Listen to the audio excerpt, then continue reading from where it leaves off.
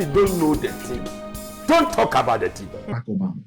If you would have only looked at his major campaign contributors, you would have known from the beginning that Barack Obama is not being elected to bring about some African Renaissance. As you've already stated, he was put in office for two reasons: to homosexualize black men in America in the interest of population control. And we live in East Atlanta, which is an area of Atlanta that's going through gentrification. You have a lot of whites, and you have a lot of white people moving into this area, renovating the houses, fixing them up. In fact, we're renting an apartment over here because we wanted to test out the area to see if we really liked it over here before we purchased a home over here. And amazingly, all of our neighbors are also renting these apartments and have moved in after us, all white people. So you got a lot of white people moving into this area.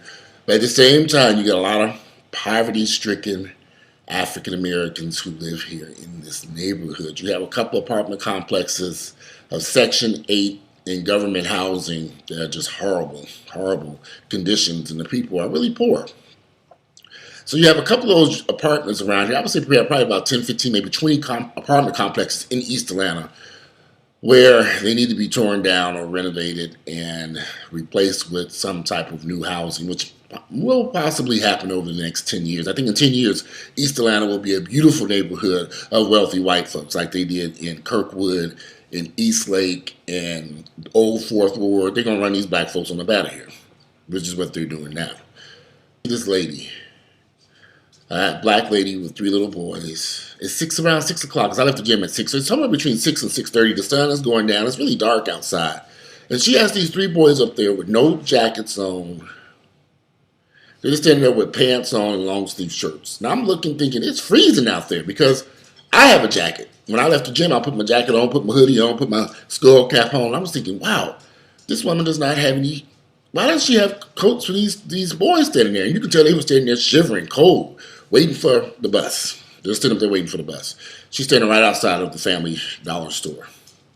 So I see these kids standing there, and I'm thinking, why didn't this woman have coats for these kids? Why didn't they have coats on? I know when she walked up the street from that apartment complex they live at, didn't she realize that she needed coats for these little kids?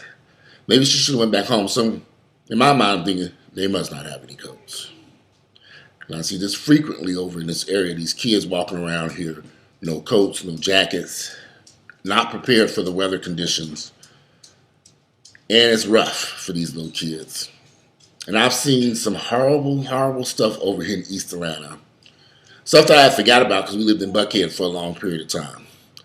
But living up in Buckhead, I tend to have forgotten about the poverty that exists here in Atlanta in our African American neighborhoods. These people are really struggling and having a very difficult time.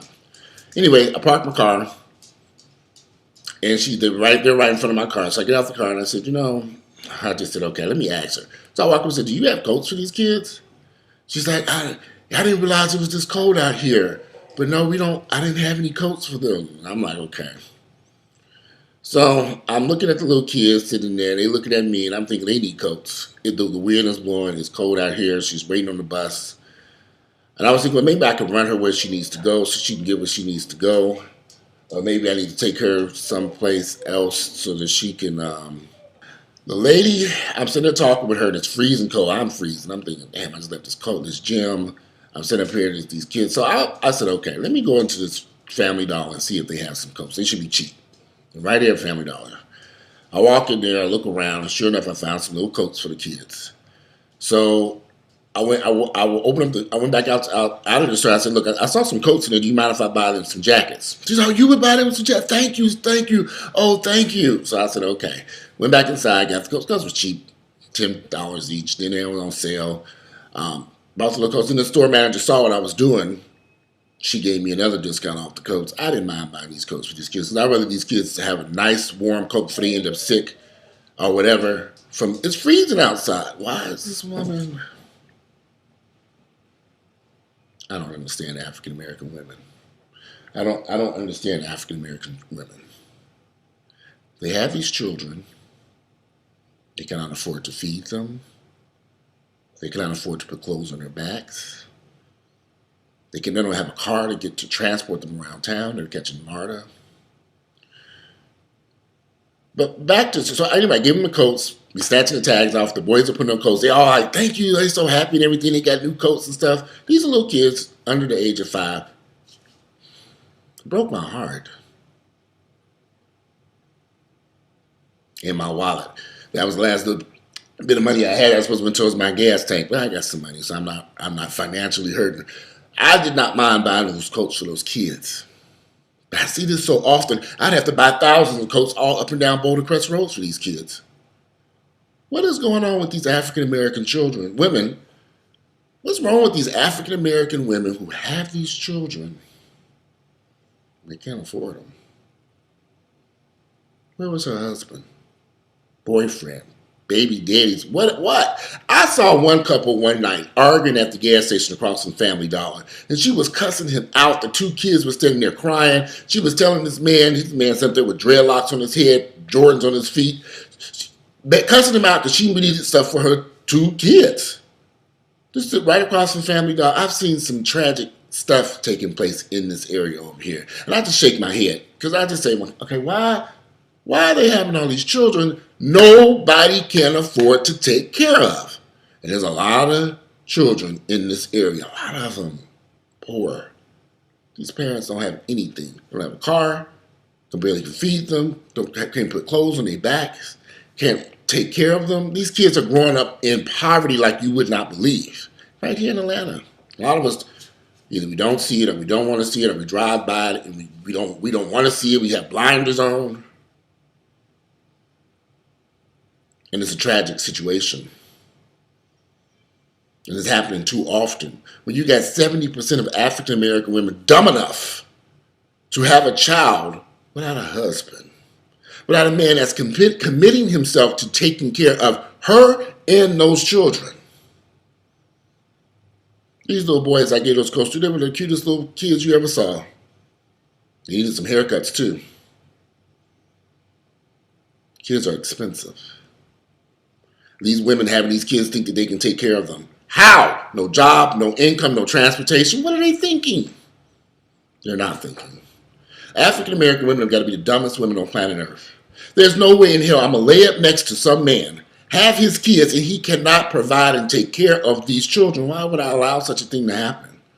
Why would I want my children to be born into poverty? I have to live in poverty. We got to live in poverty because now I got to figure out how I'm going to daycare, clothing, shoes, food, housing, no education. When does the cycle of poverty and despair end in our communities? Black women got to wake up and stop having these kids by these worthless men who cannot do nothing for them. And there's these children. They got to hold out until they can find somebody who's prepared and mentally ready to financially take care of kids.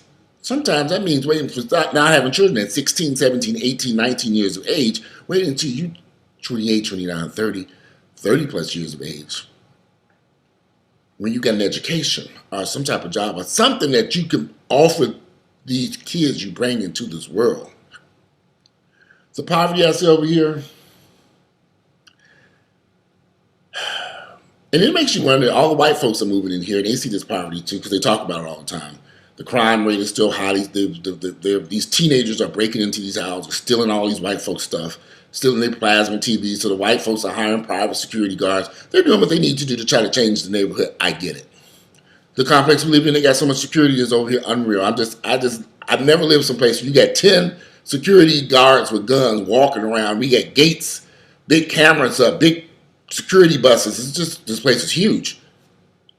But they got to keep the hood rats out. Let's put them in jail. Let's stop them from truly, at least some of these males going out and getting 10 other women pregnant and having small children. Let's put them away. At some point, we have to stop being politically correct. And I don't care what race, I don't care how old they are. If there's a threshold that they cross, these people have to be warehoused. No recreational time in the jails. We put them away. We put them away for the rest of their lives so that the rest of us can be better.